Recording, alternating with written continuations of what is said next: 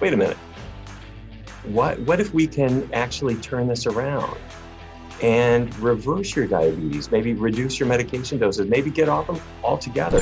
And in fact, I would even consider you the Michael Jordan of veganism. Fruits and vegetables did not cause your diabetes. How do we take a person who is often meat-loving and try to transition them towards a healthier, whole food, plant-based diet? You have called meat the next tobacco.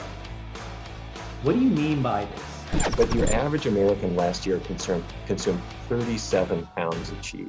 This is something you speak about a lot, and it probably is one of the most popular questions I get in the office. And it's very simply, are eggs healthy? Are eggs healthy? Are eggs healthy? Should we be eating eggs, or should we avoid them because of that high cholesterol content in the yolk? Yeah. There are really two parts of the egg that I'm concerned about. One is the yolk and the other is the white. The yolk is as high in cholesterol as you thought. And back in 2015, the egg industry tried to make the controversy get hidden because they were saying, yeah, there's cholesterol in it, but that cholesterol doesn't cause your cholesterol level to go up. It clearly does. There is no scientific question about this anymore. The cholesterol that you eat causes the cholesterol level in your blood to rise. And it's not good cholesterol, it's bad. LDL cholesterol goes up. And the egg has more cholesterol than just about any other food, so there's no question about that. And then there's also a fair amount of saturated fat, bad fat. So if I eat 2 eggs for breakfast, that's more than 3 grams of saturated fat I don't need. And then the egg white is just a big glob of animal protein.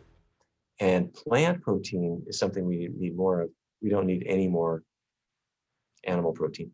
Plus the sprinkling of salmonella that ends up in some of your eggs too. You don't need it.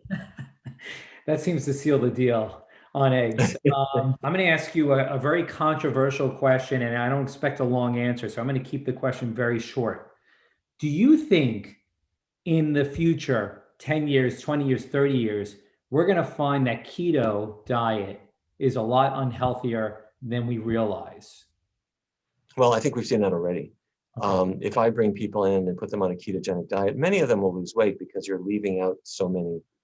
Let's face it, you're not eating fruits and you're not eating starchy vegetables, you're not eating beans, and you're not eating pasta and you're not eating cookies. You're going to lose weight in many cases.